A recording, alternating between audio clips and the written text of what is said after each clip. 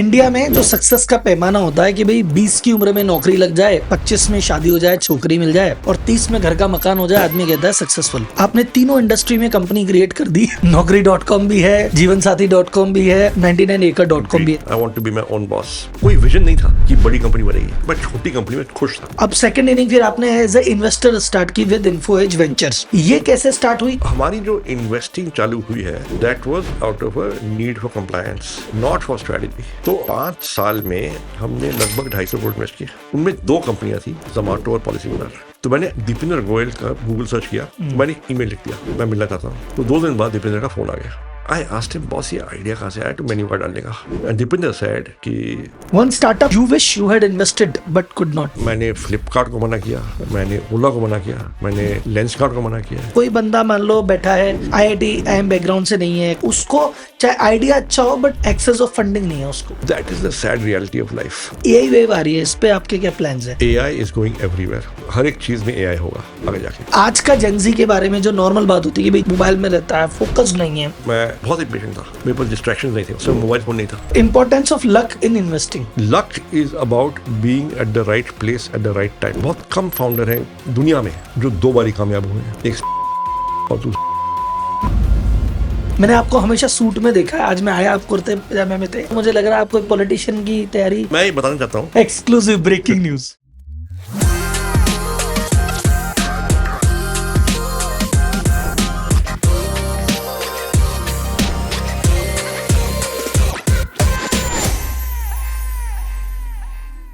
अगर मैं आपको कहूं Naukri.com, जीवनसाथी.com, 99acre.com, शिक्षा.com, ये सब कंपनियां एक ही आदमी ने बनाई है और वो व्यक्ति जोमेटो का सबसे बड़ा इन्वेस्टर है। जो जोमेटो के फाउंडर दीपेंद्र गोयल हैं, उनके पास सिर्फ 4% शेयर है और इनके पास 13% शेयर, यानी फाउंडर से भी 3 गुना ज्यादा शेयर। और यही व्यक्ति पॉलिसी बाजार का भी सबसे बड़ा इन्वेस्टर है।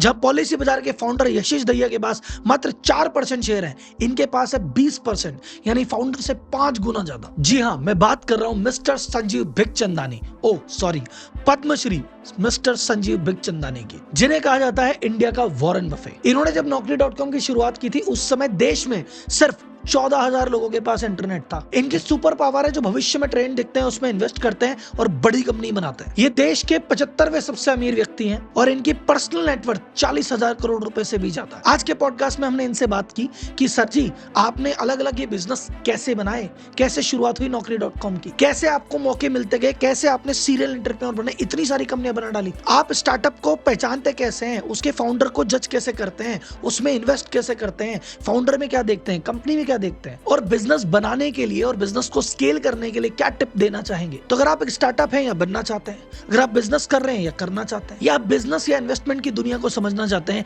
तो ये पॉडकास्ट सिर्फ आपके लिए। तो चलते हैं सीधा the man, the myth, the legend Sanjeev Bikhchandani ji के पास। Welcome Sanjeev sir, it's an honour to host you an podcast. Thank you बुलाने के लिए। सर, इंडिया में जो सक्सेस का पैमाना होता है कि भाई 20 की उम्र में नौकरी लग जाए, 25 में शादी हो जाए, छोकरी मिल जाए और 30 में घर का मकान हो जाए, आदमी कहता है सक्सेसफुल।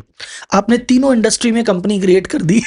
Naukri.com भी है, जीवनसाथी.com भी है और आपका 99acre.com भी है। तो जस्ट प्लेन लक और इट बिल्ड्स ऑन इनसाइट। पहली जो थी वेबसाइट हमने चालू की वो Naukri.com, that was based on customer insight and an little flash of an idea और इंस्पिरेशन। अब था क्या कि मैंने लगभग 27 साल में नौकरी छोड़ी। उससे पहले मैं 5 साल काम किया था, 3 साल एडवर्टाइजिंग में, फिर बिजनेस स्कूल गया, मैनेजमेंट स्कूल, फिर मैं 2 साल मार्केटिंग में, कंज्यूमर मार्केटिंग। मैं हॉर्लिक्स की कंपनी में था, HMM दिल्ली में, मैं मार्केटिंग टीम में था। हम सारे जूनियर मार्केटिंग एग्जीक्यूटिव थे, वो एक बड़े हॉल में बैठते थे, कोई कैबिन नहीं, कोई पार्टीशन नहीं, तो मैं सबको देख सकता था।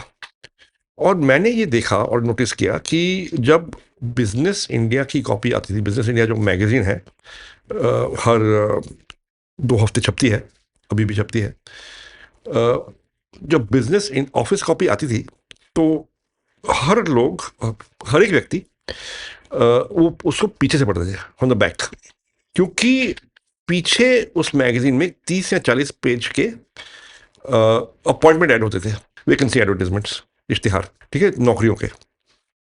और वो अपॉइंटमेंट एड्स पहले पढ़ते थे, आर्टिकल बाद में पढ़ते थे। कभी आर्टिकल पढ़ते ही नहीं थे, सिर्फ बट अपॉइंटमेंट एड जरूर पढ़ते थे। तो मुझसे मैंने वो देखा, मैंने बोला ये अजीब बिहेवियर है। तो मुझे मालूम हो गया कि jobs are a high interest category of information, कि नौकरियों के बारे में हर कोई जानना चाहता है कि कौन सी नौकरी मार्केट में है, कौन सी कंपनी में, क्या तनख्वाह, क्या डेजिग्नेशन, क्या job profile, candidate profile, because चाहे वो अप्लाई करे ना करे बट जानकारी रखना चाहते हैं। तो एक तो वो हुआ, ओपन हॉल था, खुला हॉल था। तो उस समय मोबाइल फोन तो थे नहीं, ये 1989-90 की बात है। तो but I could see and here everybody on the phone, कि बस वो फोन पे क्या बात कर रहे हैं, फोन आता था। तो क्योंकि हम 8-10 लोग थे उस टीम में, मार्केटिंग टीम में, सब MBA, सब IIM से, मल्टीनेशनल कंपनी थी, अच्छा टैलेंट पूल था। तो अक्सर जो रिक्रूटमेंट फर्म्स थी, जो हेड हंटर्स थे, वो फ़ोन करते थे किसी न किसी नौकरी के बारे में बात करने के लिए, और मैं सुन सकता था। और मैंने रियलाइज़ किया कि जो हेड हंटर हैं, हर हफ्ते जो 2-3 फ़ोन आते हैं, वो डिफरेंट, अलग अलग हेड हंटर हैं, अलग अलग नौकरी, अलग अलग कंपनीज। और ये जो नौकरियां हैं वो कभी अखबार में, बिजनेस इंडिया में एडवर्टाइजमेंट नहीं होती थी। मैं ये सीख गया कि जो प्रिंट होता है अखबार में या बिजनेस इंडिया में वैकेंसी एड, वो शायद 5% हो, 95% छपता नहीं है, होता। लेकिन वो हेडहंटर लोग भरते हैं, और करीब हजारों हेडहंटर हैं वहां पे मार्केट में। तो मुझे ये 2 चीजें मैंने पकड़ ली। नाउ इनसाइट था ये, बट मैं कुछ कर नहीं पाया, इसका कुछ था नहीं। नौकरी छोड़ी मैंने, स्टार्टेड स्मॉल बिजनेस, सैलरी सर्वे, टीचिंग, ट्रेनिंग। मैं 7 साल में ड्रिफ्ट किया, छोटी छोटी चीज करते। 96 में मैं प्रगति मैदान में एक एग्जीबिशन था कॉल्ड IT एशिया, वो CII ने ऑर्गेनाइज किया था। तो मैं हर साल जाता था, not for anything, just to देखने के लिए क्या क्या चल रहा है। तो वहां पे मैंने एक स्टॉल देखा, छोटा स्टॉल जहाँ लिखा था WWW। मैं गया, भाई ये क्या है? वो VSNL के ईमेल का रीसेलर था। पहले पहले VSNL की मोनोपोली थी for internet access and email, कि सब वही बेच सकते थे। तो he was a VSNL reseller, वो रीसेलर था। एंड इसे सर ये ईमेल है।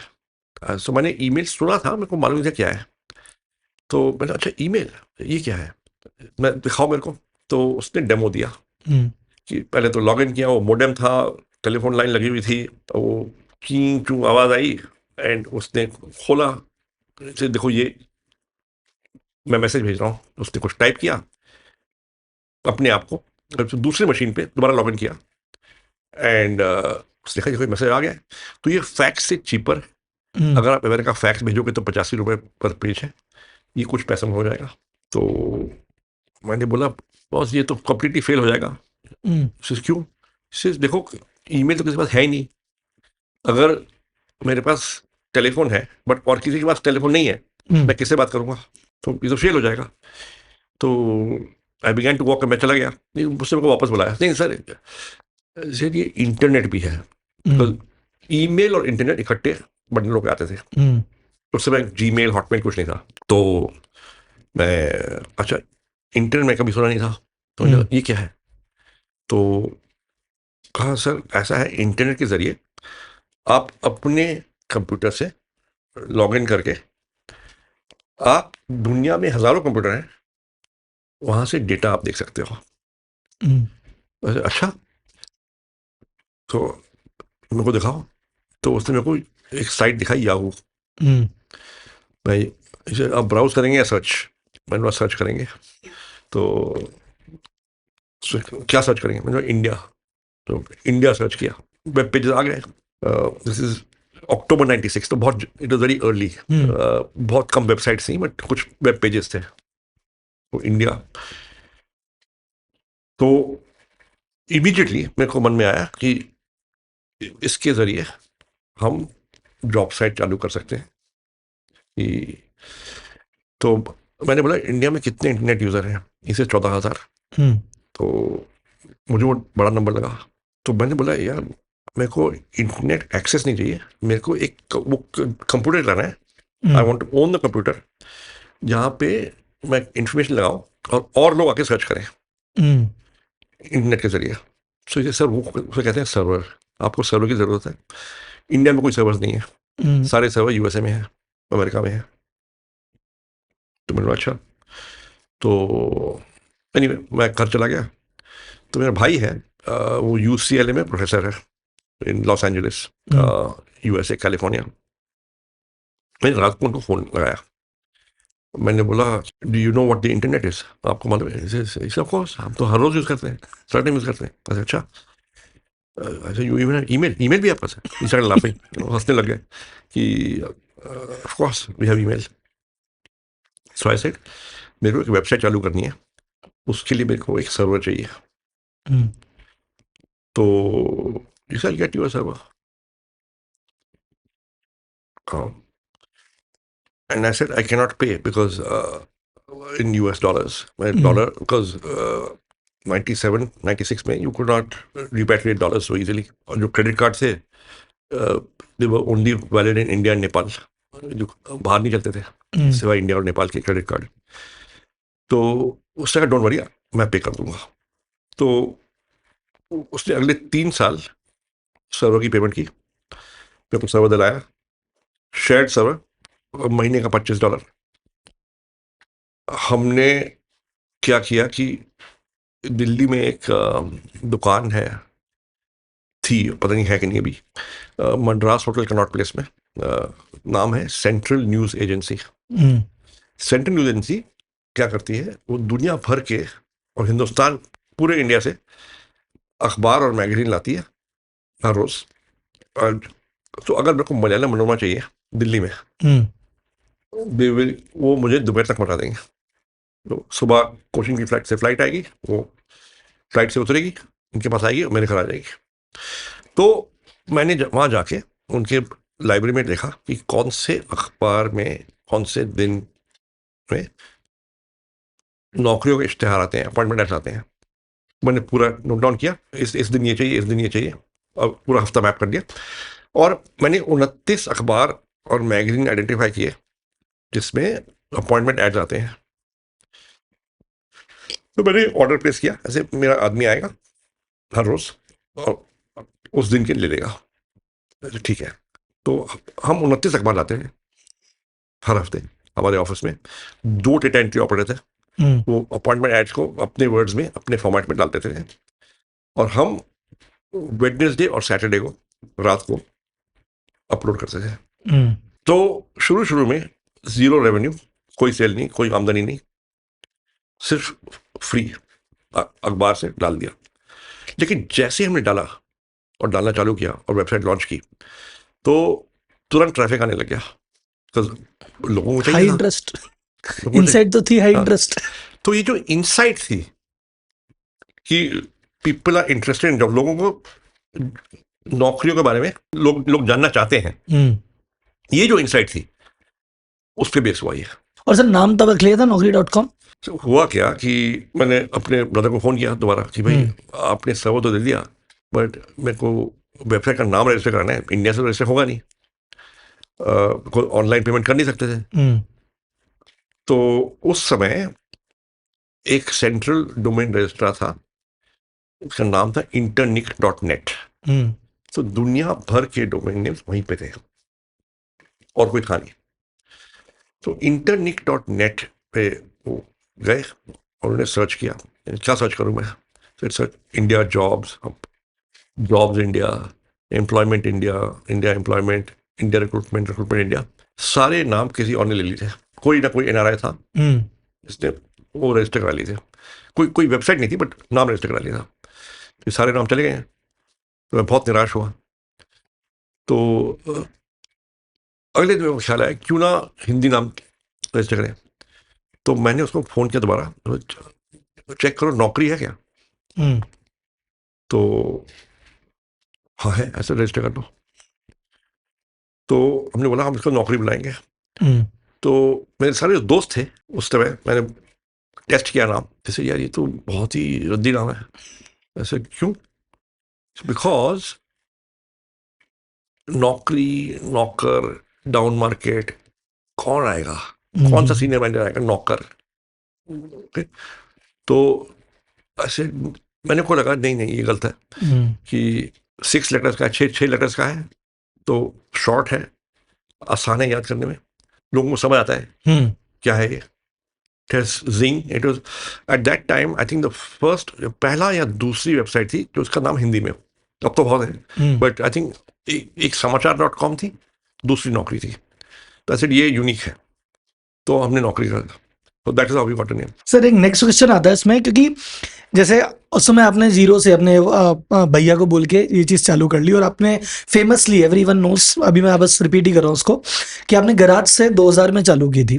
मैं उसमें मैसेज ये देना चाहता हूँ, servant quarter servant of quarter, the garage, okay, servant quarter of the garage में 2000 रुपए से चालू की थी। तो ये मैं यहाँ पे मैं मैसेज आपसे आता हूँ कि बहुत सारे लोग जो पॉडकास्ट देख रहे होंगे वो कहते हैं हमारे पास एक आइडिया है, बहुत जोरदार आइडिया, हमने सब रिसर्च कर ली है, पिछले 5 साल से हम उस पर फोकस कर रहे हैं, पर हमको फंडिंग मिलेगी हम कंपनी डाल देंगे, फंडिंग मिलेगी कंपनी डाल देंगे, फंडिंग मिलने के चक्कर में, और वो मैं कहते हैं चलो सेविंग से डाल दो, तुमने सेविंग 5-10 लाख 20 लाख किया होगा डाल दो, बोले नहीं वो करोड़ों की फंडिंग लगेगी तभी करेंगे, कोई बड़ा आदमी 1 करोड़ का चेक काटे तब करेंगे। इस उम्मीद में जाने कितने आइडिया रुके हुए हैं, इंडिया की ग्रोथ रुकी हुई है।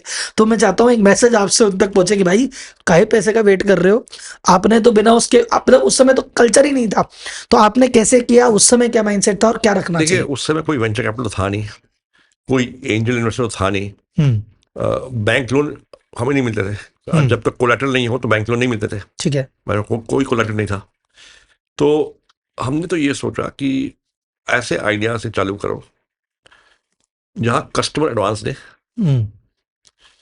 क्योंकि आइडिया यूनिक है और जरूरत है, और अगर एडवांस मिल जाएगा कस्टमर से तो उसी पैसे को रोटेट करके जाओ, ठीक है। तो मैंने जो नौकरी अपनी क्विट की 1990 में, 90 में, हमने सैलरी सर्वे किया। सैलरी सर्वे हमने खुद की लेबर से किया,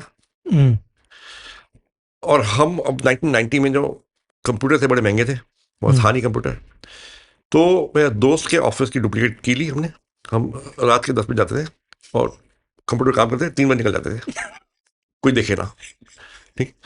तो जुगाड़ करते करते हमने वो रिपोर्ट लिखी, फिर वो बेची, और जो पैसा उसका से आया तो 2000 का 80,000 हुआ, फिर उसी को रोटेट किया। 80,000 छोटी रकम लगती है आज, बट बहुत बड़ी बात, 1990 में बहुत बड़ी बात थी। तो कहना है जुगाड़ करो, कैसे भी करो, just don't wait for this. Good entrepreneur has to have jugaad, सबको जुगाड़ थोड़ा बहुत चाहिए कि कम पैसों से कुछ कर दो। सर कल अभी हम एक पॉडकास्ट में डिस्कशन कर रहे थे, वहां पे एक बंदे ने कहा, मुझे बताना सर आप इससे कितना रिलेट करते हो, उसने कहा जब पैसा नहीं था ना राहुल भाई, तब आइडिया आते थे दिमाग में कि ये कर दें, वो कर दें, ऐसा कर दें, वैसा कर दें। अब पैसे आ गए हैं तो उतने आइडिया नहीं आते, अब लगता है इस चीज पे पैसा थ्रो करके पैसे से कर लेंगे, बिना पैसे बहुत आइडिया आया, बिना पैसे बहुत एनर्जी आई। वो एकदम सही है, you learn to do more with less, कम पैसे ज्यादा अचीव करते हो, क्योंकि आप कोशिश ज्यादा करते हो, आप दिमाग लगाते हो, आप खुद मेहनत करते हो। अब आप देखिए, हमारे पैसे नहीं थे, ठीक है, अब नौकरी हमने चालू कर दी, हमारे महीने की 1,00,000-1.5 लाख सेल हो रही है, मुश्किल से ब्रेक इवन कर रहे हैं, मैं तनख्वाह नहीं ले रहा हूं, बट हमको एडवर्टाइजिंग करनी है टू प्रमोट करने के लिए। हमने क्या किया, हमने ये बोला कि हमने ऑब्जर्व किया मार्केट में कि देखिए 75% जो अपॉइंटमेंट एड्स हैं, जो नौकरी का इश्तेहार, 75% या हिंदू को जाते हैं चेन्नई में, या फिर टाइम्स ऑफ इंडिया ग्रुप को जाते हैं, और किसी अखबार के पास ज्यादा कुछ है नहीं, बहुत कम पैसे आते हैं। तो हमने वो बाकी अखबारों को अप्रोच किया, हमने बोला देखो आपको अपॉइंटमेंट एड्स नहीं मिलते हैं, सारे आपके कंपटीटर को जाते हैं जी, तो व्हाई डोंट यू, क्यों ना आप अपॉइंटमेंट एड सेक्शन अपने अखबार में चालू करें। तो लेकिन तो एड्स ही नहीं है, कैसे चालू करें, तो हम डालेंगे फ्री। तो हमारे से आप एड्स लीजिए हमारे वेबसाइट से, फ्री ऑफ कॉस्ट, हम कोई चार्ज नहीं करेंगे, आपको ना पैसे देंगे। तो उससे पहले तो आप सीड करिए, फिर रीडरशिप बढ़ेगी, जब रीडरशिप बढ़ेगी you can take paid ads from other people. तो हमने कम से कम 50-60 अखबारों को अप्रोच किया ऑल इंडिया कि अपॉइंटमेंट एड सेक्शन चालू करो। कंटेंट शुरू में हम डालेंगे बट हम पैसे नहीं देंगे, हमारा नाम जाएगा बस। तो लगभग 20 लोगों ने हाँ बोल दिया, ठीक, फ्री ऑफ कॉस्ट। तो फ्री में मॉडल लॉन्च कर दिया आपने उस टाइम पे। हाँ, तो हमने तो बोला उनको कि पहले फ्री में करो, हाँ, जब यूजर आ जाएगा तो चार्ज कर लेना। हाँ, तो फ्री में मॉडल लॉन्च इन बैक तो पहले 2000। 1-2 साल तो उन्होंने फ्री में हमारे से एड्स लिए और डाला jobs from Naukri.com without, we didn't pay, we supplied content, हम कंटेंट भेजते थे भाई ये है। और तो इस तरह से हमारा नाम बना। Now, ये आइडिया हमारे पैसे होते, हमको आता नहीं आइडिया, पैसे नहीं थे, पैसे होते तो पैसे से करवा लेते, पैसे लो काम करो। तो वो भी खुश बिकॉज उनकी नया एडवर्टाइजिंग सेक्शन चालू हो रहा है, ठीक है। हम भी खुश, हमारा नाम बढ़ रहा है, हमारा और हमारे जो एड लिस्टिंग है उनको भी रीच मिल रही है। तो हमने बार्टर सिस्टम चालू कर दिया था और 20-25 अखबारों ने कर दिया था। हाँ सर, एक चीज है, जैसे नॉर्मली किसी का एक बिजनेस या मैं कहता हूँ एक दुकान भी सक्सेसफुल हो जाती है, वो लाइफ टाइम उसी पे रहता है, बल्कि उसकी 2-3 पीढ़ियां उस दुकान पे रहती है कि ठीक है दुकान चल रही है, दादाजी की दुकान, बेटा पेता बैठता है। आपने एक बिजनेस जीरो से किया, सक्सेसफुल चल रहा था, still you came on second then third and became the serial entrepreneur. So what was behind that, उसके पीछे क्या मेंटालिटी थी? पहले हमने जॉब्स का किया, नौकरियों का, क्योंकि मैंने लोगों को देखा कि वो बिजनेस इंडिया पीछे से पड़ते हैं। ठीक, उसके बाद मैंने सोचा कि अपॉइंटमेंट एड्स जो अखबारों में है वो आते हैं, लोग पैसे देते हैं, तो वहां पे रेवेन्यू है। तो मैट्रिमोनी भी होता है, तो क्यों ना मैट्रिमोनी कर ले, और पैसे बन जाएंगे। तो जो जीवन साथी लॉन्च किया, दैट वाज अखबार देख के कि अखबार में क्या क्या कैटेगरीज है, वी डन वन, उसका जीवन साथी किया, उसके बाद 99 एकर्स किया, रियल एस्टेट अखबार में वो तीसरी चीज भी आती है, वहां भी क्लासिफाइड। तो इनसाइड एक ही थी वो, उससे बस वो चीजें बिल्ड होती हाँ, हैं। तो व्हेन वी सेड कि भाई जो अखबार में होता है हम ऑनलाइन करते हैं, that was the inside. Sir उस टाइम के आई थिंक उस समय इंटरनेट कोई नहीं जानता था, आपके ना 14,000 लोग यूजर थे, इंटरनेट कोई नहीं जानता, ईमेल किसी के पास नहीं है उस समय। I think you launch the first internet company of that era. नहीं, देखिए रीडिफ हमसे पहले था, सिफी एंड समाचार, सिफी था हमसे पहले, समाचार था, ये 3 तो थे ही, शायद इंडिया मार्ट भी था 1 साल पहले हमसे 1-2 साल बाद आए भारत मैट्रिमनी और शादी। तो ये जो 5-6 वेबसाइट थी, ये अर्ली थी। I won't say we are the first, but we are among the first few. But एक दो तीन चीजें, कॉन्फिडेंस कैसे आया? वो होता ना कि इस चीज को जो कोई नहीं जानता, इस पे अपन गेम खेल जाएंगे, एक वो आता है ना कि टेक द चांस। कि आज के डेट में जैसे एआई की लोग बातें कर रहे हैं, पर एआई पे 5 साल पहले बातें ही बातें थी, जाने में आदमी को डर लगता था। आज के डेट में सब एआई पे निकल गया, जो गया सबको मजा आ गया, लेकिन उस समय वो चांस लेना, वो गट फीलिंग, वो कैसे किया? देखिए मेरा ये था, कोई विजन नहीं था, कोई ये तमन्ना नहीं थी कि बड़ी कंपनी बनेगी, मेरे को छोटी कंपनी बनानी थी, मैं छोटी कंपनी में खुश था। ठीक, मेरा ये था कि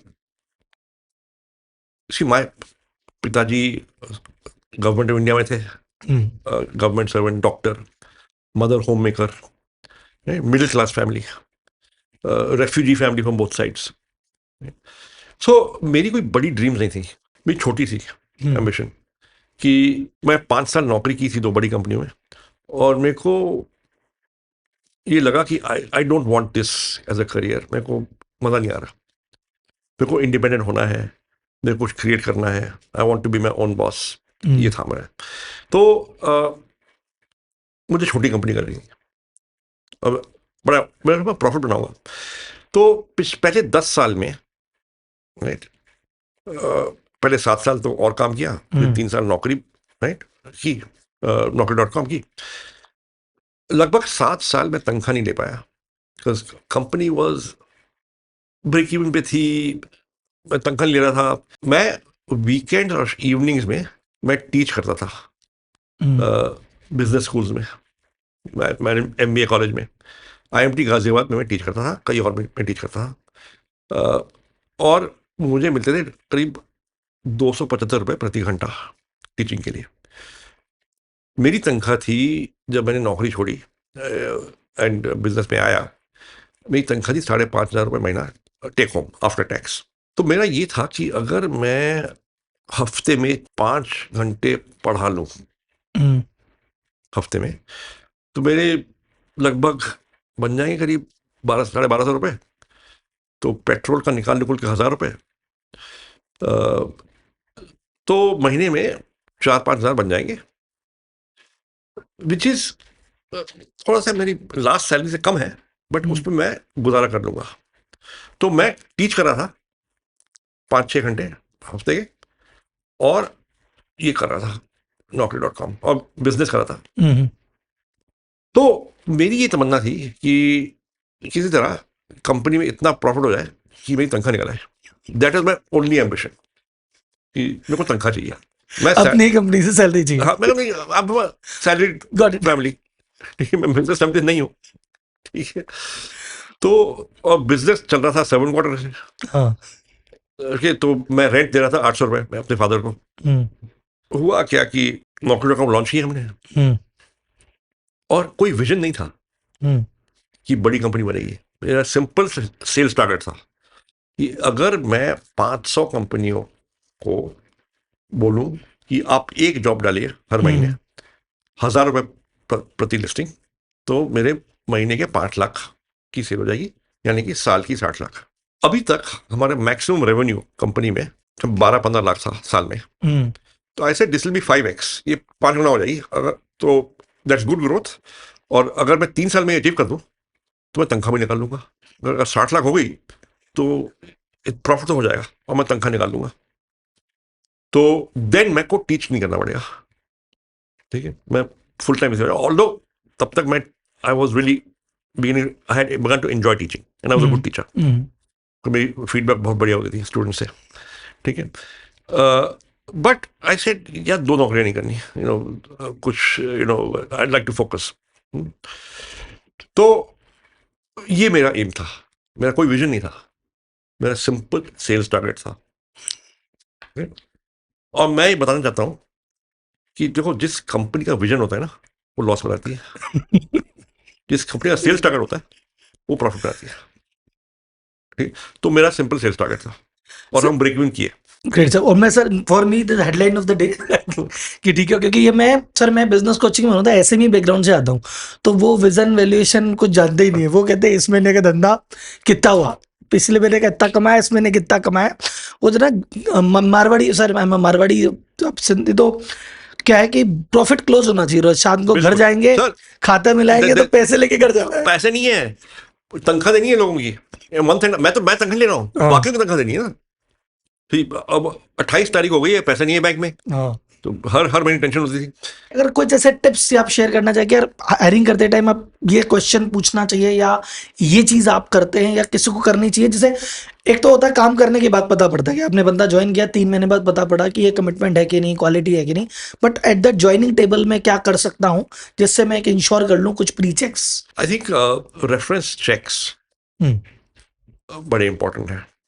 तो हम अभी आजकल बहुत थरो रेफरेंस चेक्स करते हैं कि साहब उसके पुराने कॉलीग से, पुराने क्लासमेट से बात करते हैं। अगर जूनियर पोजीशन है और टेक्नोलॉजी में है तो हम टेक्निकल टेस्ट करते हैं। इंटरव्यू में तो सवाल जवाब करते ही हैं। Education qualifications also have become more important for us now, because अगर कोई अच्छे इंस्टीट्यूट से है या अच्छे एजुकेशन बैकग्राउंड से, तो minimum quality of IQ at least is guaranteed. Minimum quality, भाई आप चार्टर्ड अकाउंटेंट हैं, ठीक है, तो मान लो आप किसी को एडवाइस दे रहे हो फाइनेंशियल, या किसी अकाउंट्स बैलेंस शीट देख रहे हो, बस ये गलत है, ये गलत है, इसको फिक्स करो। जो सामने वाला है ना, वो आपको ट्रस्ट ज्यादा करेगा because he knows your chartered accountant. आपने आर्टिकलशिप की है, आपको अकाउंट्स फाइनेंस मालूम है, आपने वो एग्जाम पास किए हैं, आपने कई रिटर्न्स पे साइन ऑफ किया है, आपने ऑडिट किए हुए हैं, आपने 50 कंपनियां देखी हुई हैं, तभी आपको ट्रस्ट करता है। Of course your personal mannerisms are very important, what you say, how you say, very important, but क्योंकि आप चार्टर्ड अकाउंटेंट हो और ये आपका एक्सपीरियंस है, it is assume correctly so. एक हर्डल्स पार करके आया, बोले ये चीज करके आया तो कुछ तो होगा, तभी तो किया है, वो बेसिक चीज तो है ही। That's right. सर अब फाइनेंस की बात कर रहे थे तो मुझे फाइनेंस का क्वेश्चन याद आ गया, इसको पढ़ लेता हूँ।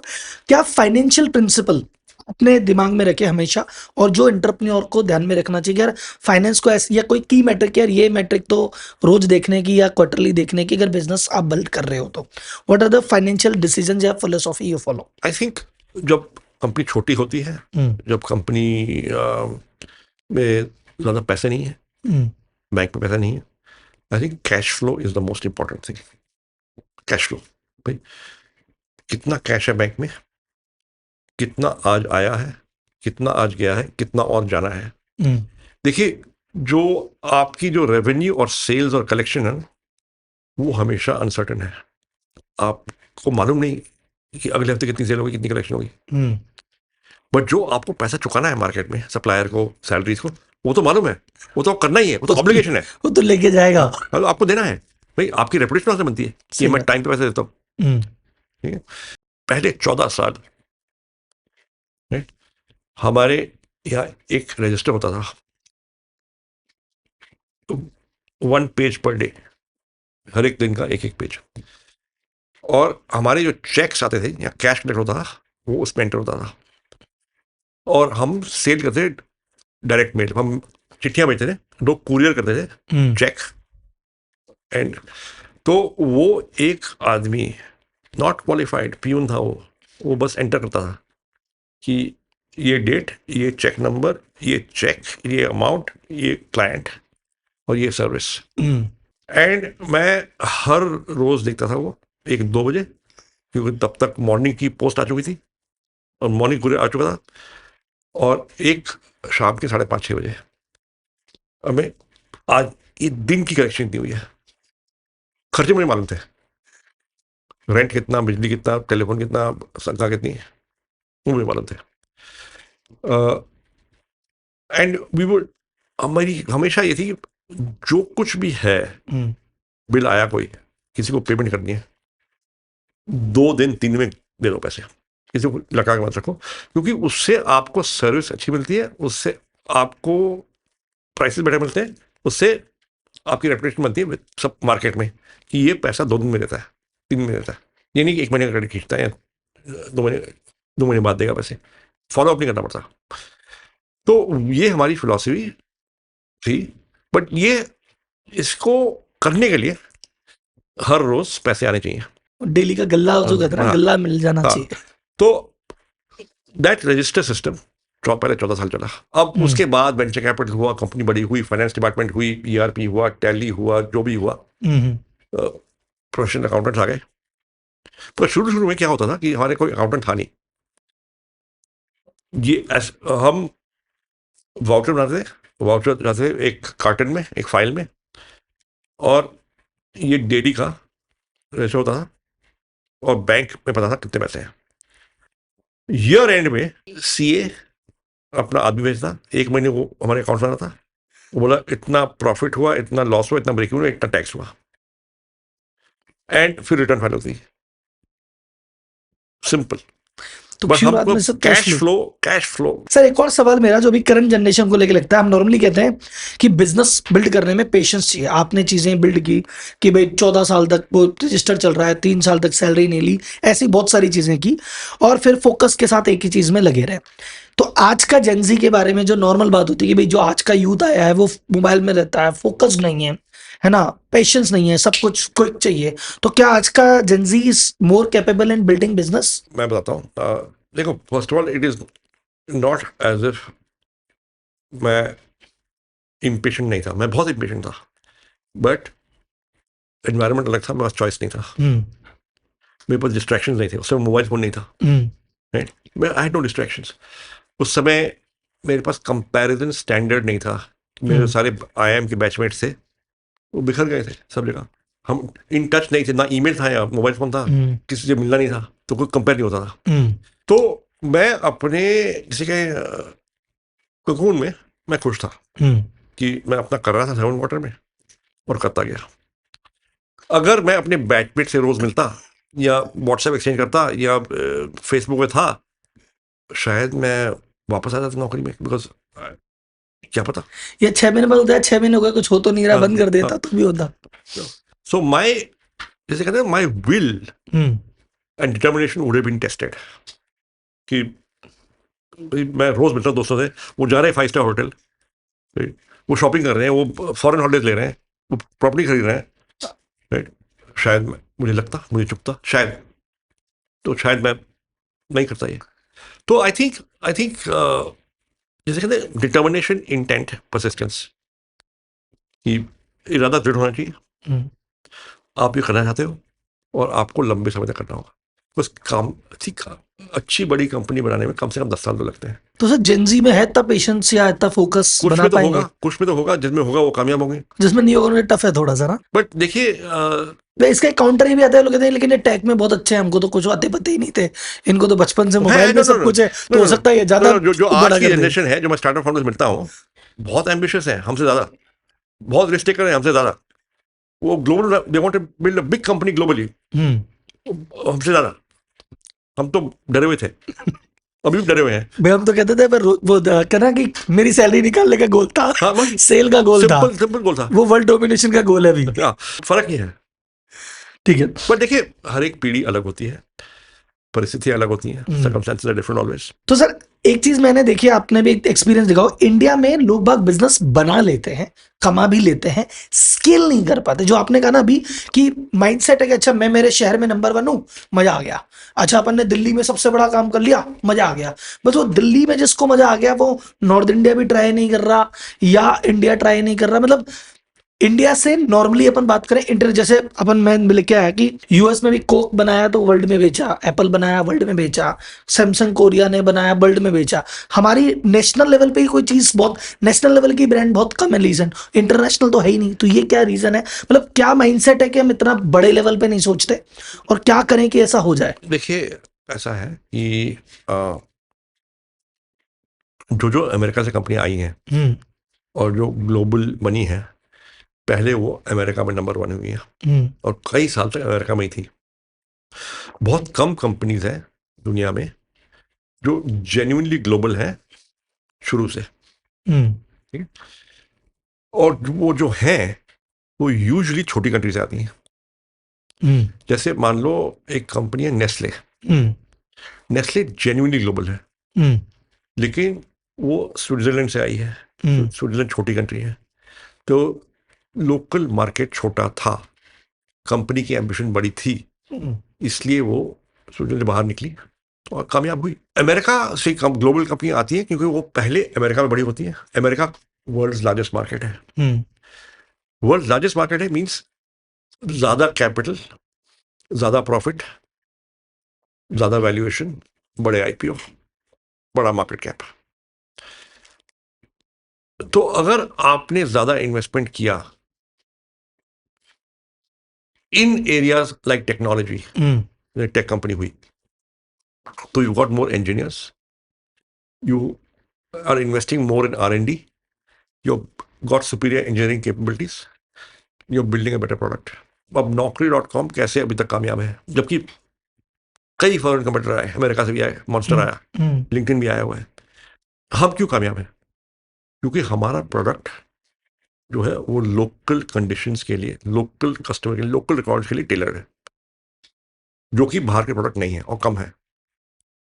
तो हमारी पोजीशन डिफेंसिबल है। किसी को आइडिया नहीं है कि पैसे कब बनेंगे, कैसे बनेंगे, बस डालते जाओ, लगाते जाओ, 20 साल बाद ठीक है, इट्स ओके। तो ये जो है रिसोर्स डालना इनटू एल बहुत कम लोगों के पास है इन इंडिया। भाई इंडियन कंपनी इतनी ज्यादा नेशनल इसलिए इंटरनेशनल इसलिए नहीं जा रही, उसकी कैपेसिटी इंडिया में तो खपे तब तो बाहर जाए। वो जो भी बना रही है भी इंडिया ही खपा देता है। तो देखिए ऐसी बात नहीं है। जो इंडिया की आईटी इंडस्ट्री बनी, इन्फोसिस, विप्रो, HCL, TCS, कुछ 1000-2000 और कंपनियां हैं, वो सब फॉरेन मार्केट को केटर करती हैं, इंटरनेशनल मार्केट, ठीक है। और उनका मॉडल इंटरनेशनल है, US, Europe, Japan, develop countries. तो इंडिया इंजीनियर प्रोड्यूस करेगी, इंडिया में टैलेंट है, इंडिया में हेडकाउंट है, और ये इंजीनियर जाके वर्ल्ड क्लास बनेंगे और कंप्यूटर प्रोग्रामिंग करेंगे और वहाँ जाएंगे या फिर यहाँ बैठेंगे, उनके लिए काम करेंगे। तो जो आईटी इंडस्ट्री का मॉडल है वो ग्लोबल है। ऐसा नहीं है कि कोई भी कंपनी नहीं है, कोई भी इंडस्ट्री नहीं है इंडिया में जो ग्लोबल गई है। जहाँ जहाँ हमारा नेचुरल एडवांटेज है वहाँ हम गए। कंज्यूमर ब्रांड नहीं है शायद, है ना? कंज्यूमर ब्रांड देखिए कंज्यूमर, हाँ देखिए कंज्यूमर ब्रांड में प्रॉब्लम ये है कि कंज्यूमर ब्रांड वहाँ बनता है जहाँ कस्टमर है। तो अमेरिकन कस्टमर के लिए कंज्यूमर पहले अमेरिकन बनेगा। नाउ इंडियन कस्टमर के लिए अगर प्रोडक्ट सेम है, राइट, देन अब देखिए लेट्स टेक सिंपल एग्जांपल जो लोग देते हैं उदाहरण, भाई कोका कोला अमेरिकन ब्रांड है, पेप्सी कोला अमेरिकन ब्रांड है, भाई इंडिया में कोला ब्रांड क्यों नहीं बना या क्यों नहीं टिका? 1977 में कोका कोला इंडिया छोड़ दिया, 3-4 इंडियन ब्रांड आए, Campa Cola, Thums Up, double seven, मुझे याद है, और भी होंगे। लेकिन जब कोका कोला वापस आ गया, यहाँ तो ये बंद हो गया, यहाँ ये बिक गया। एक लार्ज कैपिटल जो बड़ी पूंजी का लॉजिक है। सर अब आते हैं पॉडकास्ट के सेकंड पार्ट पे कि जो आपकी इन्वेस्टिंग जर्नी है, ये आपने पहली पारी खेली as a entrepreneur, Naukri.com build किया, जीवन साथी बिल्ड किया, 99 एकड़ बिल्ड किया, आईपीओ लेके आए आप अपनी कंपनी का। अब सेकंड इनिंग फिर आपने एज ए इन्वेस्टर स्टार्ट की विद इन्फोएज वेंचर्स। ये कैसे स्टार्ट हुई? कोई लक था, एक्सीडेंट था, या प्लान था कि अच्छा इसके बाद छोड़ कई देंगे? चीजें हमने की हैं, जो कुछ लक था, कुछ एक्सीडेंट था, जिसे कहते हैं सेरेंडिपिटी, जो ठीक हो है। गई अपने आप। तो इन्वेस्टिंग भी ऐसे ही हुई, जो इन हाइंडसाइट नाउ पीपल से स्ट्रेटजी। ठीक है, ठीक है। तो देखिए हम कंपनी को पब्लिक ले जा रहे थे, तो कंपनी को पब्लिक जाने के लिए आपको सेबी के साथ एक बड़ी मोटी सी डॉक्यूमेंट फाइल करनी पड़ती है, कॉम्प्लिकेटेड डॉक्यूमेंट, इसे कहते हैं DRHP, draft red herring prospectus. अब हिंदी में क्या बोलते हैं मालूम नहीं मुझे उसे, ठीक कोई है, दिक्कत नहीं, ठीक है, कुछ है हिंदी में टर्म उसका? नहीं सर, होगा, मतलब बहुत कॉम्प्लिकेटेड ठीक है, मुझे भी याद नहीं है। ठीक है, ठीक है, DRHP। अब DRHP 270 पेज 280 पेज की डॉक्यूमेंट थी, फुल ऑफ क्लॉजेज, लीगलीज, किसी को समझ नहीं आए। बट हमने ये तय कर दिया कि हम इसको समझेंगे और खुद लिखेंगे। तो हम एक कॉन्फ्रेंस रूम में मिलते थे, 6-7 लोग हमारी टीम से, बैंकर के लॉयर, हमारे लॉयर, 2 बैंकर से 2 बैंकर, 2 लॉयर, कुछ इंटरनेशनल लॉयर, ये वो, और हम हर रोज 4-5 घंटे लगाते थे, 6 घंटे लगाते थे, और डॉक्यूमेंट को प्रोजेक्ट करते थे स्क्रीन पे, और हम हर एक क्लॉज पढ़ते थे, अग्री करते थे, डिसएग्री करते थे। तो DRHP में एक सेक्शन होता है जिसे कहते हैं ऑब्जेक्ट्स ऑफ द इशू। भाई आप IPO क्यों करना चाहते हो? तो मैंने बोला कि बॉस ये तो मैं लिखूंगा खुद, ठीक है, मैं कल ले आऊंगा, घर पे रात को लिख लूंगा और कल ले आऊंगा, तो आई नो हम क्यों करना चाहते हैं, मुझे मालूम है, वो मेरे दिमाग में है। तो मैंने लिख लिया कि साहब to give the investor an exit, to make sure our stock is liquid, to ensure there's value in the ESOP, to put our company in different strategic space as compared to competition, to make sure our stock has currency and we can acquire using मैंने 6-8 चीजें लिख ली जो हकीकत है, ठीक है। सो मैं ले आया अगले दिन वापस, तो बैंकर बोले बॉस ये तो नहीं चलेगा। ऐसे क्यों? से देखो, this may be why you want a listing, this is not what you will do with the money you're raising. You have to talk about what you will do with the money. तो चक्कर क्या था कि हमारे तो profitable थे, हर महीने bank balance बढ़ रहा था, तो what will do with the money? तो देन बैंक ने बोला ऐसा है, इसमें ये स्टैंडर्ड 5 क्लॉज होते हैं, कारण रीजंस हैं, ऑब्जेक्ट्स, वो हम डाल देंगे, कल तक हम ले आएंगे। ये कट पेस्ट होता है, ये कुकी कटर होता है, उसमें ज़्यादा सोचने की जरूरत नहीं है। अच्छा, तो अगले दिन मोबाइल आए, organic growth, inorganic growth, general corporate purposes, ये क्लियर हो जाएगा, ये डाल दो। तो ठीक है, तो चले गए वो DRHP में, तो DRHP पास हो गई, IPO हो गया, कामयाब हुआ। बट द ट्रूथ इज कि we had no plans to कि हम उन पैसों का उपयोग उन 5 चीज़ों में करें। तो आईपीओ के बाद हमारे ऑडिटर प्राइस वाटर हाउस आते थे हर क्वार्टर रिजल्ट के टाइम, और बोर्ड में प्रेजेंटेशन होता था, उसमें जो था use of IPO proceeds nil. So 2 quarter बाद फिर बोर्ड ने बोले क्या है, आपने आईपीओ किया है, कुछ आपने ऑब्जेक्ट्स दिए हैं कि हम पैसों का ये उपयोग करेंगे, तो उसका कुछ था। यू सेबी नाराज हो जाएगा, दिल come after you have misled the public, तो करो। तो हमने वो ऑब्जेक्ट्स देखे, सर कुछ तो चमक नहीं रहा। ठीक है। तो हमने सोचा भाई इनऑर्गेनिक ग्रोथ एक चीज है, हाँ। तो हम बाहर गए, कुछ अक्वायर करने, कुछ था नहीं, कोई काम की चीज नहीं थी एट अ रीजनेबल प्राइस। तो फिर हमने सोचा, फ्लैश ऑफ इंस्पिरेशन, कि साहब why don't we invest in startups, startup में पैसा लगाए, वो भी एक तरह का इनऑर्गेनिक ग्रोथ है। तो बोर्ड ने बोला हाँ ठीक है, ये कर दो। तो हमारी जो इन्वेस्टिंग चालू हुई है, that was out of a need for compliance, not for strategy. कि हमने लॉन्ग टर्म सोचा कि ये हो जाएगा, फिर ये हो जाएगा, फिर हम ये करेंगे, नीड फॉर कंप्लायंस। तो बोर्ड ने मेरे को बोला कि संजीव आप एक काम करो, आप ये इन्वेस्टिंग का जिम्मा आप खुद ले लो, एंड आप अगले 3 साल में लगभग 150 करोड़ 160 करोड़ आप इन्वेस्ट कर सकते हो इन स्टार्टअप्स। ये बजट लेके चलो, कोई टारगेट नहीं है, अच्छी कंपनियों में करना, you don't have to invest it, जरूरी नहीं है, बट इससे ज्यादा मत करना। तो ये आपका लिमिट है, बट टारगेट नहीं है। तो ठीक है। कितना आईपीओ था सर अपना? आई 160 करोड़ का था, बट जब पैसा ऑलरेडी था बैंक में, कंपनी प्रॉफिटेबल थी, और पैसा बन गया, वो तो डालना है, तो पुराना वाला 160 डालना है बस। हमने इन्वेस्टिंग इस तरह चालू की। मैं पार्ट टाइम, मेरे पास एक और लोकल इंटरनल आदमी, मैंने पार्ट टाइम, वो और भी काम कर रहा था, हमने इन्वेस्टिंग चालू की इस तरह से। तो अगले 5 साल में हमने लगभग 250 करोड़ इन्वेस्ट किया 11 स्टार्टअप में। First round, follow one round सब मिला है।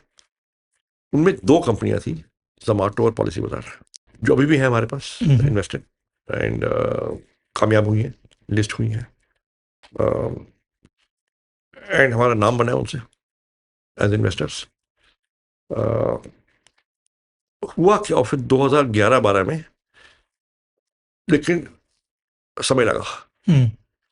तो 2011 में 250 कर दिया था 11 कंपनियों में, लेकिन 1-2 ब्लो अप हो चुकी थी, और तब कोई लगता नहीं था कि कोई भी कामयाब होगी, इंक्लूडिंग जोमैटो, पॉलिसी बाजार। किसी को 10-11 तक तो कुछ था ही नहीं। सही बात। They all look like, I mean they were floundering, मतलब डामाडोल थी सब। सो मामला ठीक नहीं था। अब देखिए कंपनी वाले 10-15 साल लगते हैं, तो 5 साल तो जल्दी है, बट जो हमारे इन्वेस्टर शेयर होल्डर थे, एनालिस्ट, वो बड़े नाराज हो गए मेरे से। वो जाके बोलते थे इन्वेस्टर रिलेशंस के हेड को, सीएफओ को, सीईओ को, कि साहब ये संजीव जो है ना, पैसे वेस्ट कर रहा है, हमारी पैसे उड़ा रहा है, बर्बाद कर रहा है, ये उसका ईगो बड़ा है। कई इंडियन नोट देखा हमने, मेगालोमैनियक होते हैं, वो सोचते हैं यहाँ कामयाब होंगे तो यहाँ पे भी होंगे, नहीं होंगे। और नौकरी में भी शायद इनका कुछ नहीं था, शायद लकी हो गए। Sanjeev is not that good, इतने काबिल नहीं है जो आप सोच रहे हो, तो अपने आप को मानते हैं, ये सब बंद करो इन्वेस्टमेंट, ये क्या है। तो जब बोर्ड को ये फीडबैक मिला, तो वो थोड़े वरीड हो गए, कंसर्न हो गए। तो हमने अग्री किया कि साहब अब हम इन्वेस्टमेंट रोक देंगे नई कंपनी में, पुरानी कंपनी में अगर कुछ सपोर्ट चाहिए कर देंगे, पर कोई नई कंपनी मत करो। तो हमने अगले 3 साल 2012 से 15 कोई नई कंपनी नहीं की। 2015 तक ये सबको साफ हो गया कि जोमैटो और पॉलिसी बाजार तो बहुत कामयाब होगी। वही इन्वेस्टर आ गया वापस, पिछले 3 साल वेस्ट कर दिया आपने, क्यों नहीं इन्वेस्ट किया। Sanjeev, you have lost your ambition and risk taking ability. आपको रिस्क मालूम नहीं होता है, आपको you should have the guts, courage. Why did you stop? Time waste हो गया, इतनी कंपनी मिस हो गई आपकी। तो उन 3 साल में हमने फ्लिपकार्ट को मना किया, हमने स्नैपडील को मना किया, हमने लेंसकार्ट को मना किया, हमने मिंत्रा को मना किया, हमने ओला को मना किया उन 3 सालों में, इन द जबकि हम कर सकते थे if we had figured, but we were being cautious. So 2015 में हमने फिर नलके खोले और 2015 से 2018 तक हमने 11 कंपनियां और कर दी। फिर 2018 में हमारे सीईओ ने बोला कि अब ऐसा है कि बड़ी समस्या है। तो क्या कि देखिए क्या है कि अब जोमेटो और पॉलिसी बाजार में वो इतने कामयाब हो गए हैं कि अगर हम अपनी शेयर होल्डिंग बेच दें तो हम एनबीएफसी बन जाएंगे। एनबीएफसी मतलब कि your financial income will be more than your operating income, and NBFC मतलब आरबीआई में you come under RBI regulation which is RBI NBFC regulation. इसका मतलब है था कि अगर नौकरी को नया सेल्स ऑफिस खोलना है तो आरबीआई की परमिशन चाहिए होगी। That's a bad idea, not a good idea. तो हमने सोचा कि साहब ऐसा करते हैं, एक फंड खड़ा करते हैं एआईएफ अंडर सेबी, तो वो आर्म्स लेंथ पे होगा, वो अलग एंटिटी होगी, तो हमारी बैलेंस शीट पे इम्पैक्ट नहीं आएगा। हाँ, तो we can avoid being classified as an NBFC. तब हमने एआईएफ चालू किया। तो एआईएफ में पैसे कमिट किए हमने 750 करोड़ 2019 में। 2020 में कोविड हो गया तो लॉकडाउन हुआ। अप्रैल जून 2020 क्वार्टर में नौकरी की बिलिंग ग्रोथ YOY -44% कि 44% कम थी पिछले साल के मुकाबले। तो बोर्ड कॉल हुआ कि साहब लॉकडाउन है, सेल डाउन है, कोई क्लैरिटी नहीं है कि साहब ये लॉकडाउन कब खत्म होगा, ये कोई क्योर नहीं है, अभी तक कोई ट्रीटमेंट प्रोटोकॉल भी नहीं है, पता नहीं क्या होगा। तो संजीव जो आपका जो फंड है ना 750 करोड़, उसमें हम कमिटमेंट आधा करना चाहते हैं, 750 करोड़ नहीं 350 करोड़।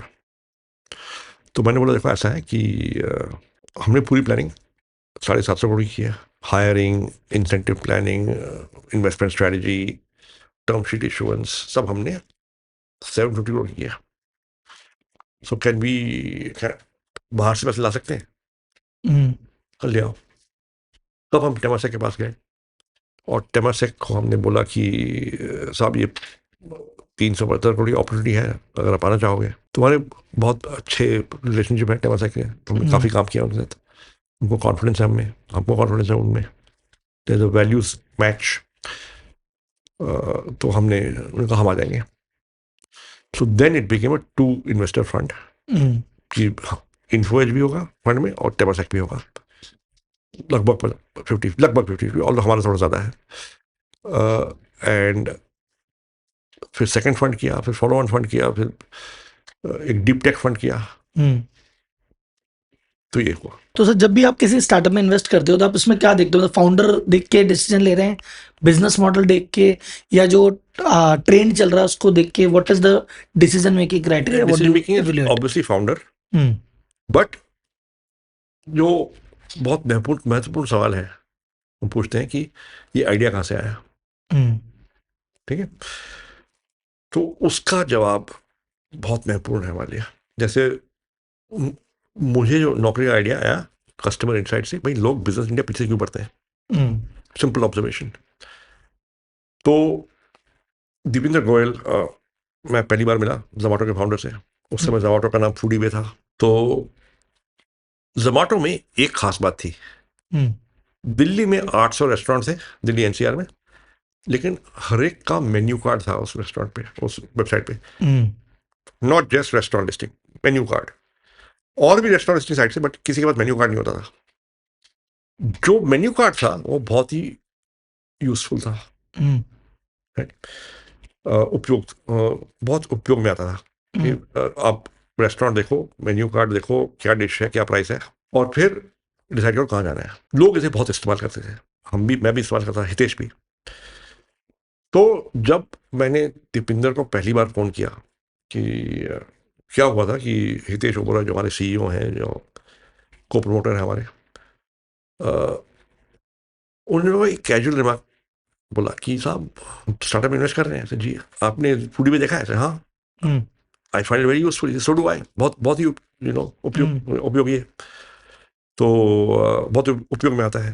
हितेश बोला, why don't you look at for investment, भाई क्यों ना इसमें इन्वेस्ट कर लें, आपने 5-6 में किया, छठे में कर दो। तो तब मैं गया नेटवर्क सॉल्यूशंस के वेबसाइट पे, जो डोमेन रजिस्टर है, मैंने वहाँ पे हु इज सर्च किया, भाई ये डोमेन नेम किसका है हुडी पे, तो वहाँ पे दीपिंदर गोयल का नाम आ गया एडमिन कॉन्टैक्ट। तो मैंने दीपिंदर गोयल का गूगल सर्च किया और एक ईमेल आईडी आ गया बाहर, तो मैंने ईमेल लिख दिया, कोल्ड ईमेल, मैं मिलना चाहता हूँ। तो 2 दिन बाद दीपिंदर का फोन आ गया, सब अच्छा आ जाओ। तो आई आस्क्ड हिम, बॉस ये आइडिया कहाँ से आया तो मेन्यू कार्ड डालने का? दीपिंदर सेड कि मैं बेन कंसल्टिंग में काम करता था गुड़गांव में, बहुत बड़ी कंपनी है, बहुत मल्टीनेशनल रेप्यूटेड कंपनी है। तो इसे ऑफिस में हम 50-60 लोग होते थे, मोस्टली यंग इन 20s में, मोस्टली मेल, मोस्टली सिंगल, और mostly from out of Delhi, जो दिल्ली मूव किए हैं ये अपनी नौकरी के लिए। तो यंग मीन्स आयु 20-25-30 साल की, male mostly male, okay, single, शादी नहीं की हुई, और अपने घर पे नहीं रहते, रेंट पे रहते हैं। इसका मतलब ये हुआ कि वो घर से खाना नहीं लाते, ना मम्मी है ना बीवी है, ठीक है भाई, खाना बनाने के लिए। तो अब ऑफिस में उनको दिन रात काम करना था, विच मीन्स कि लंच डिनर दोनों ऑफिस में होता था। 60 बार ऑर्डर होगा एक आदमी का महीने में। हाँ 50-60 बार। हाँ ठीक है, कभी ब्रेकफास्ट भी होता। तो ऑफिस में कैफेटेरिया था, लेकिन कैफेटेरिया में खाना नहीं मिलता था, आप अपना खाना लाके वहाँ बैठ के खा सकते थे। तो जो एडमिन टीम थी, उन्होंने एम्प्लॉई को हेल्प करने के लिए सारे जो रेस्टोरेंट थे जो वहाँ डिलीवर करते थे, उनके मेन्यू कार्ड लाके फाइल में डाल देते थे, और वहाँ वो फाइल कैफेटेरिया में होती थी। तो दीपिंदर ने कहा, यार हर रोज 1 बजे लाइन लग जाती है वो फाइल देखने के लिए, मेरी डेडलाइन होती है, मेरे को काम करना होता है, मेरा बॉस मेरे पीछे सिर पे बैठा होता है, मैं कैफेटेरिया आता हूँ, मैं 10 मिनट लाइन में वेट करता हूँ, मेरे को 2 मिनट के लिए फाइल मिलती है, ठीक, मैं डिसाइड करता हूँ क्या क्या मेरे को ऑर्डर करना है, फिर मैं रेस्टोरेंट को फ़ोन करता हूँ, ऑर्डर प्लेस करता हूँ, फिर मैं वापस आता हूँ अपने सीट में, काम चालू करता हूँ दोबारा, फिर 45 मिनट्स बाद मैं वापस आता हूँ, खाने के लिए पैसे देता हूँ, खाना खाता हूँ, then I come back to my seat. तो इसे बहुत ही इनकन्वीनियंट था, बहुत मुश्किल था। तो इसलिए इसे एक सैटरडे में आया और ये पूरी जो फाइल थी मेन्यू कार्ड की मैंने स्कैन कर दी और मैंने अपने पर्सनल पेज पर डाल दी, जो ऑफिस इंटरनेट पे। फिर 2 दिन बाद वो आईटी इंफ्रा का बंदा आया और मेरे को बोला, यार तूने क्या किया है, 95% ऑफ इंटरनल ट्रैफिक इज आपके पेज पे जा रहा है, तो फिर जाने ये क्या हो गया। दैट्स व्हेन आई अंडरस्टूड कि साहब मेरे को समझ आ गया कि मेन्यू कार्ड में वैल्यू है। तो अगर मैं सारे मेन्यू कार्ड इकट्ठे करूं और लगा दूं इंटरनेट पे, तो ट्रैफिक आएगा कस्टमर इनसाइट। तो हम ये सवाल पूछते हैं कि साहब ये आइडिया कहाँ से आया, एंड उसके उत्तर से हमें काफी कुछ पता चलता है। सर बिजनेस बिल्ड करने में और स्टार्टअप बिल्ड करने में कोई डिफरेंस है या मेंटालिटी या क्वालिटी सब सेम चाहिए? नहीं, देखिए ऐसा नहीं है, बिजनेस भी 10x 20x ग्रो कर सकता है और स्टार्टअप भी 15% ग्रो कर सकती है, ऐसी बात नहीं है, ठीक है। हाँ, एक बार ये आपने वेंचर कैपिटल ले लिया तो वेंचर कैपिटल तो चाहेगा कि आप 2-3-5x हो हर साल, क्योंकि तभी उसके पैसे बनेंगे, तभी वो एग्जिट। वेंचर कैपिटल एक चीज है, जो वेंचर कैपिटलिस्ट होता है वो एक फंड होता है, फंड की लाइफ होती है। वेंचर कैपिटल से पैसे किसी और से लिए हुए हैं फंड में, वो उसको वापस देने हैं। तो फंड की लाइफ अगर 10 साल है तो वो 7-8 साल में उसको एग्जिट चाहिए। इंडिया में जो अच्छे एग्जिट हुए हैं मोस्टली आईपीओ से हुए हैं, तो 7-8 साल में आईपीओ करना है, तो आईपीओ करने के लिए profitability, growth and size, you need all three. And if not profitable then path to profit, कि मुनाफा भी हो या मुनाफे के रास्ते पे तो उम्मीद हो 1-2 साल में, क्लियर इंडिकेशन हो, कुछ सेल, कुछ साइज का हो बिजनेस, और ग्रो कर रहा हो. तो ये 3 कंडीशन चाहिए आईपीओ करने के लिए. और एक बार ही आपने वेंचर कैपिटल उठा लिया तो एक डेडलाइन लग गई कि साहब कितने टाइम में देगा 7 साल में, 6 साल में, 8 साल में. और उसके बाद वेंचर फंड की लाइफ 10 साल है, वो आपको चौथे साल में फंड कर रहा है. हाँ. वो तो 4 में मान लेगा वापस. जी. सर इसमें 140 स्टार्टअप में इन्वेस्ट किया, कई मेजर सक्सेस होगी, जोमेटो, पॉलिसी बाजार जैसी, कई फेलियर्स भी होती है. तो वहाँ रिस्क आप कैसे मैनेज करते हैं कि अब इसमें और डालें, इसको एक मौका और दें, या यहीं से लॉस कट करके एग्जिट ले लें? ये कैसे डिसाइड करते हैं आपको? देखिए, एग्जिट मिलना मुश्किल है. It's not easy. तो इट्स नॉट एज कि, और अगर आप पैसा ना दो और वो साइड डाउन, वो कंपनी डाउन चले जाए, तो यू हैव, तो जो दिया वो भी गया. मोर इम्पोर्टेंटली साहब, you have blood on your hands. लोगों की नौकरियां गई हैं, फाउंडर्स के ड्रीम्स गए हैं. तो you have to exercise the bullet in the company's head, in the founder's head, with extreme caution. At the same time, you are responsible to your shareholders. You can't waste shareholder money. So it's a difficult decision many times. Sir मैंने आपके कुछ statements follow कर रहा था recently. You said entrepreneur को meaning ढूंढना चाहिए, पैसा नहीं. तो ये, लेकिन अब शुरुआत में तो आदमी, हर व्यक्ति जो आता है वो उस मोड में है कि यार इतना पैसा, भाई हर आदमी प्रॉफिट, लाइफस्टाइल, ये मनी के पीछे ही रहता है. तो ये उसको कैसे, मतलब इसको थोड़ा बेटर जो मैंने कहा है, इसलिए कहा है कि साहब 10 साल लगते हैं कंपनी बनाने में. ठीक है, अगर आप पैसों के लिए इम्पेशेंट हो कि 3 साल में मेरे पैसे बनने हैं and you know I have to sell, that's very difficult. It won't happen and you will be disappointed. So to keep yourself going, कि अपना हौसला बनाए रखने के लिए, if you find meaning in what you do, पैसा आ जाएगा. If you love what you do, you will work hard at it. अगर आपको एकदम पसंद है जो आप काम कर रहे हो, तो आप लग के काम करोगे, मेहनत करोगे. अगर आप लग के काम करोगे तो आप उस पर अच्छे बन जाओगे, तो आप कामयाबी पाओगे तो पैसे आ जाएंगे. मतलब पैसा should not be the first goal. First goal हो गया तो रह जाएगा, वो लास्ट गोल होगा तो आ जाएगा. हाँ, अपने आप आ जाएगा. Sir importance of luck in investing. I would say it's important because and not just investing, even in an entrepreneurship. You see, there are very few founders, बहुत कम फाउंडर हैं दुनिया में जो 2 बारी कामयाब हुए हैं. एक स्टीव जॉब्स हुआ है और दूसरा इलॉन मस्क हुआ है, और कोई नहीं 2 बारी कामयाब हुआ है जो मेरे हिसाब से. उसका कारण क्या है? जो हम कुछ भी कह लें अपने आप को कि बस मैं मेहनती हूँ, मैं जीनियस हूँ, ये मेरे वजह से हुआ है. द ट्रूथ इज कि लक ने बहुत बड़ा फैक्टर. तो जो भी कामयाब हुआ है, मैं एक बारी KFC के सीनियर मैनेजमेंट को दिल्ली में एक टॉक दे रहा था कई साल पहले, 5-7 साल पहले. तो उनका CEO मेरा दोस्त था, कॉलेज में था मेरे साथ, तो उसने को बुलाया था. तो मैंने अपनी कहानी सुनाई. And then I said, we also got lucky. तो जो CEO था नीरेन चौधरी, मेरे दोस्त, वो उन्होंने इंटरप्ट किया, बीच में आके बोले, saying, listen, we got lucky is probably true. Although Sanjeev is being modest, it's probably true. लेकिन एक चीज समझ लो, luck is about being at the right place at the right time. ठीक है, कि आप उस जगह थे, उस समय आपने मौका देखा और आपने कैपिटलाइज कर लिया. ठीक है, luck is about being the right place at the right time. But if you are in enough places enough times, sooner or later you will be at the right place at the right time.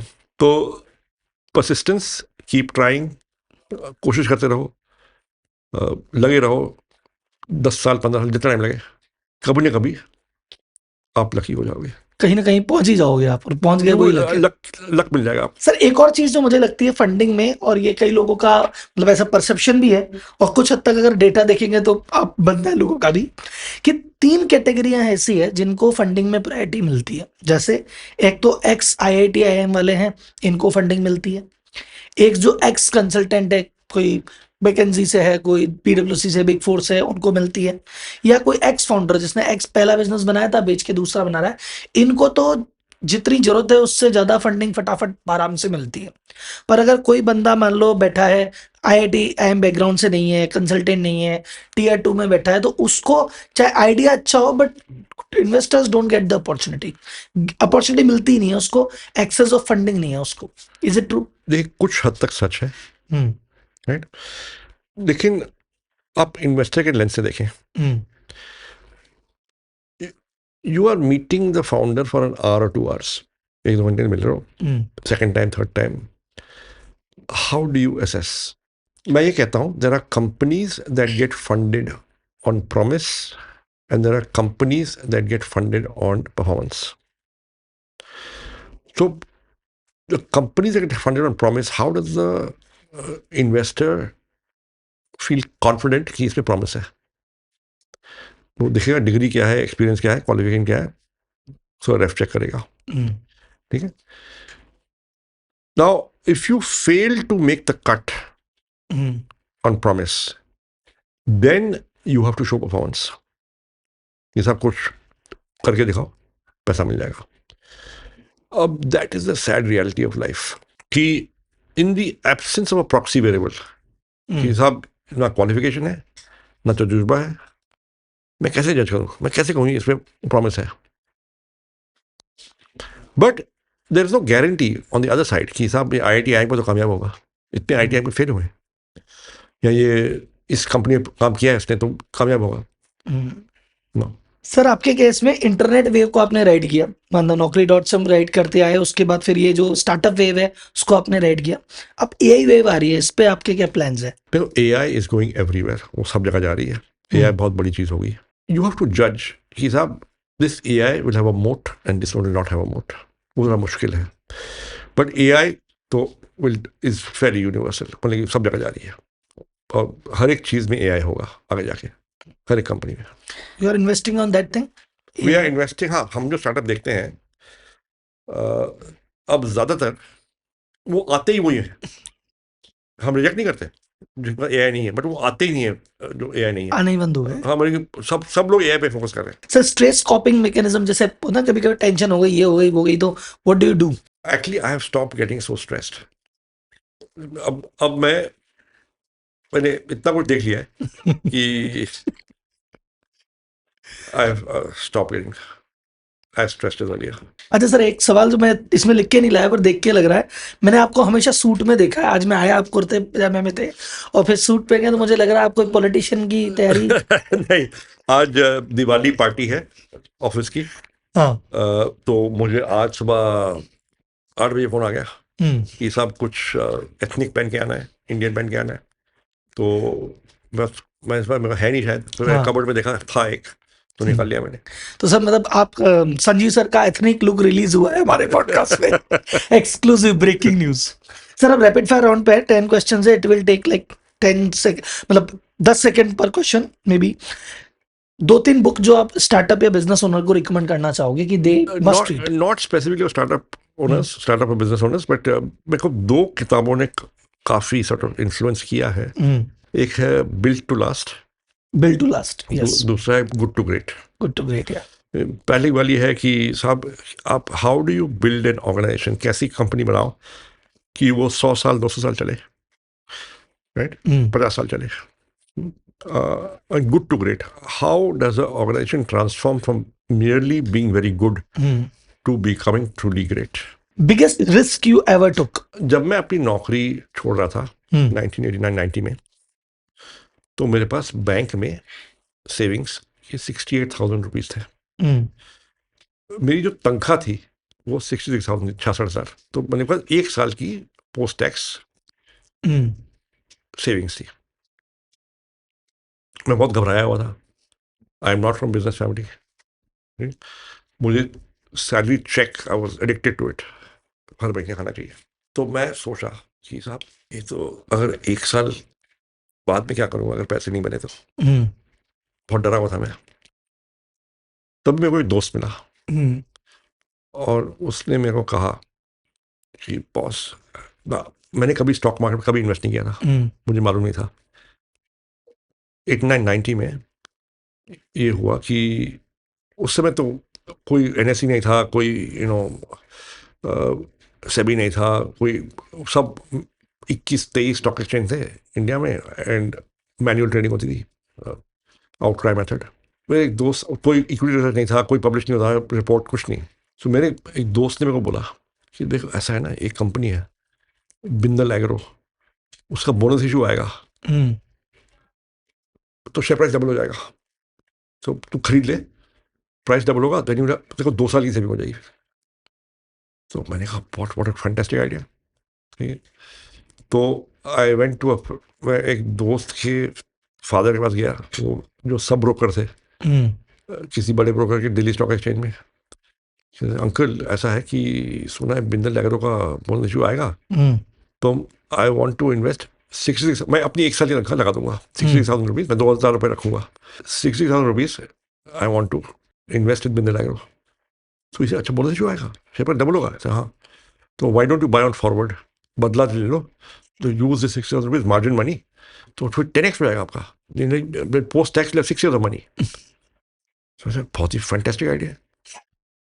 तो मैंने 60,000 rupees I put as margin money, जिसे कहते हैं उस दिन the term was बदला, मतलब मैंने खरीदा। I learn the hard way कि साहब अगर आप रूमर खरीद रहे हो ना, एक तो rumour had better be right, दूसरा you should buy early in the rumour. So I was buying late in the rumour, सबको मालूम था कि बोनस इशू आएगा, तो share price already doubled, so I bought at the peak. The rumour was wrong, bonus issue नहीं आया, share price halved, आधा हो गया। तो एक हफ्ते बाद में बेटा नाउ गया square, so I was down to 2,000 rupees, okay, from 68,000. That is a stupid risk. That is a stupid thing to do. I learned the hard way, and I wiped out 95% of my savings, uh, which was a huge risk for me then, although it was only 60,000 rupees. So, that was probably the stupidest risk ever. So, वहाँ से from 1990 to 2016, I never ever invested in the stock market. कभी नहीं किया मैंने, it's not my cup of tea. One quote you live by. So I think जो मैं अपने लोगों को भी कहता हूँ, इन्वेस्टिंग टीम को भी, that great investment is done with a sense of gradualism. धीरे धीरे इन्वेस्ट करो, डोंट इन्वेस्ट इन अ हरी। अगर आपको 100 करोड़ लगाने भी हैं इसी कंपनी में, पहले 5 करोड़ लगाओ, फिर 20, फिर and over 2-3-4 years. One industry trend people should watch out for. I think AI तो है, but it is now old news. I think deep tech is coming. One dream project you want to do. I think I am more or less sort of happy with the areas that we operate in. तो मेरे को नया dream नहीं है. I want to do better in the current areas. One startup wish you had invested but could not. I think कई है. मैंने फ्लिपकार्ट को मना किया in the pre-series A angel round. मैंने ओला को मना किया in the pre-series A angel round. मैंने लेंसकार्ट को मना किया है. मैंने कईयों को मना किया है. I think I have said no to Urban Company also. All good companies. But देखिए, I look at it philosophically कि ये मत देखिए कि आपने किनको मना किया है और वो आगे जाकर कामयाब हुई हैं. आप ये देखिए जिनको आपने हाँ बोला है और जिसमें आप हो उसमें कितनी कामयाबी है. Your favorite startup founder in India? I think कई हैं. I think Deepinder Goyal is truly remarkable. I think along with his co-founders, I think Ashish Daya along with his co-founders, I think जो हमारे हैं, they're all very good. I think Abhiraj Bahel among the companies that we have not invested in is very good. कई हैं. And last but not the least, any tip or advice to me to improve the podcast on experience? नहीं, I think you're doing very well यार. आप एकदम काम की बात करते हो, आप हिंदी में बात करते हो.